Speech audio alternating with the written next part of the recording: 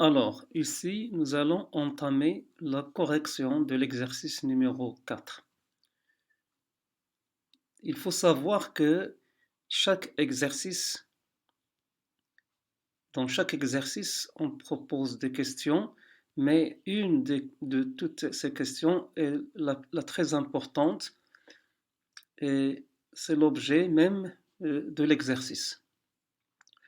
Par exemple, dans cet exercice,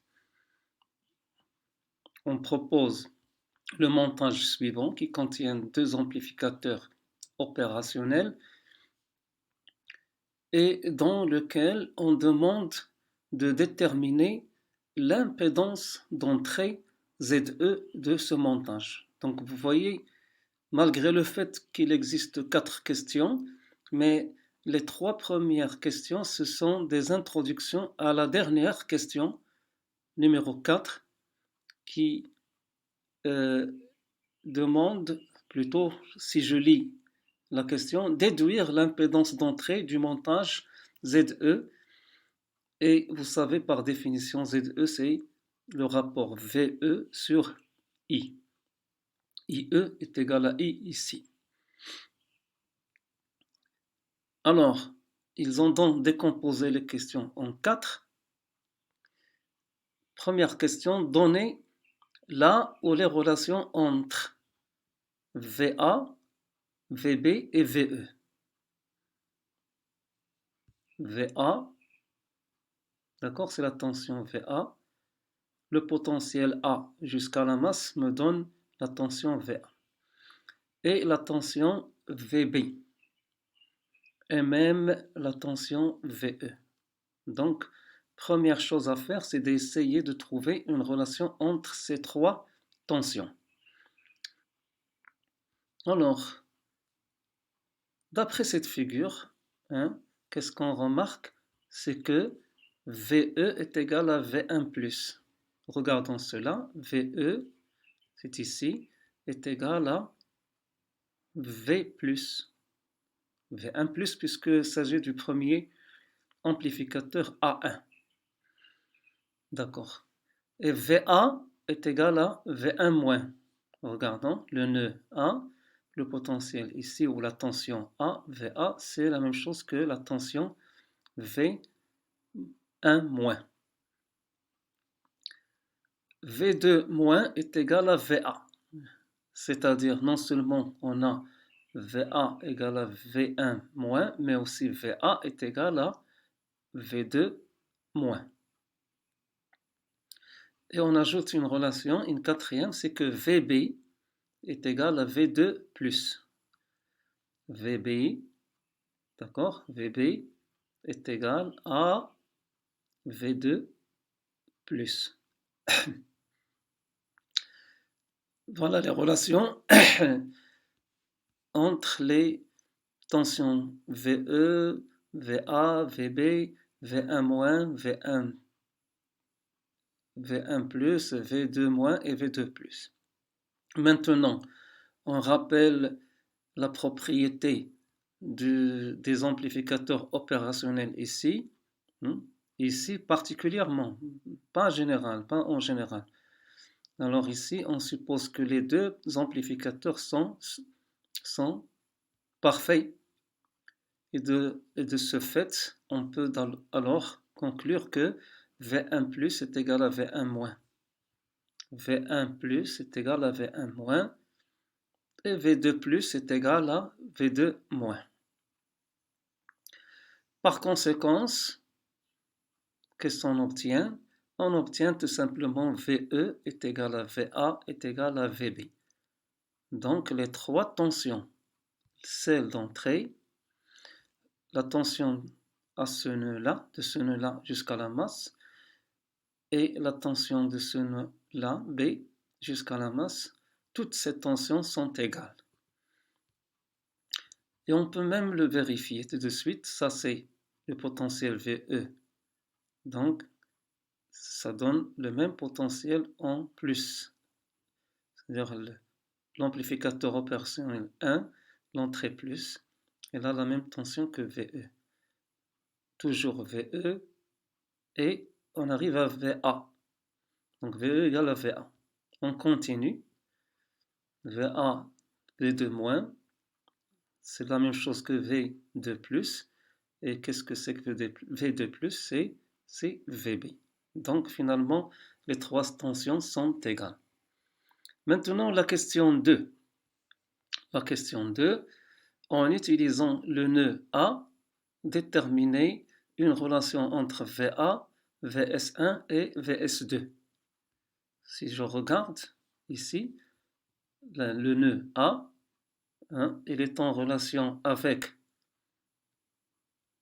VS1 à travers la résistance R et en relation avec VS2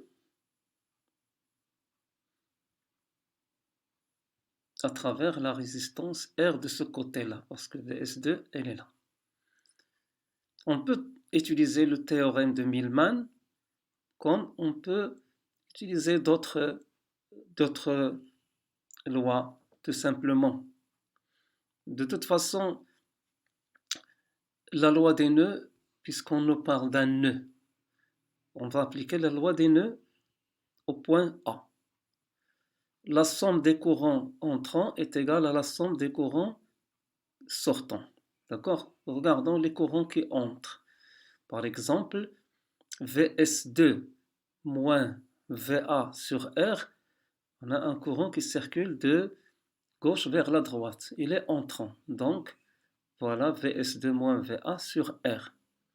D'accord? Plus un autre courant qui traverse R et qui rentre dans ce sens, droite vers la gauche. Ce courant est égal à VS1 moins VA sur R. Voilà, VS1 moins VA sur R. Égal à la somme des courants qui sortent du nœud. Or, les courants qui sortent, c'est I1 moins, qui est égal à 0, et I2 moins, qui est égal aussi à 0. Donc, on se retrouve avec cette égalité, expression, qui nous donne tout simplement une relation très importante entre VA et les deux sorties S1 et S2. C'est-à-dire que VA égale la somme des tensions de sortie S1 de sortie S2 sur 2. Voyons maintenant la question numéro 3. D'accord? Alors, on nous demande de donner la relation entre VE, la tension d'entrée, VS2, la deuxième sortie, et la relation entre VB et la première sortie. Donc, VE et VS2. Et dans un deuxième cas, la relation entre VB et VS1. Bien. Alors, on commence par VE. VE, regardez-le ici, VE, depuis la tête jusqu'au pied, c'est égal à cette chute de tension, d'accord, plus VS2. Regardons ici, donc VB égale à, alors VB, qu'est-ce que j'ai ici? Attention, VE, je retourne à VE et non pas VB. VE est égal à R1I. Pourquoi? Parce que le courant I passe intégralement, c'est-à-dire en entier, et traverse la résistance R1. Donc ici, la chute de tension est égale à R1I. Donc VE est égal à R1I plus VS2. D'accord. Voilà la relation. Ce qui donne VS2 en fonction de VE moins R1I. De toute façon, on se prépare à appliquer cette relation-là. Maintenant, du côté VS1, on regarde, côté VS1, c'est ici. La même chose, regardez, le courant qui traverse C, c'est la même chose que le courant qui traverse R2. Parce que ce courant I2 plus est nul. Ces deux impédances sont parcourues par le même courant, donc je peux appliquer la règle du pont diviseur entre la tension VB et la tension VS1. D'accord? Vous vous rappelez, est égal à R2 sur R2 plus ZC, le tout fois VS1. C'est un pont diviseur de tension. On regarde VS1, effectivement. D'abord, VB est égal à R2 sur R2 plus ZC fois VS1. Et nous, on cherche l'expression de VS1, donc on l'exprime. VS1 égale et en fonction de VB. Je rappelle qu'on est en train de préparer cette écriture-là. Donc on a, voilà, on a exprimé VS2 et ensuite VS1.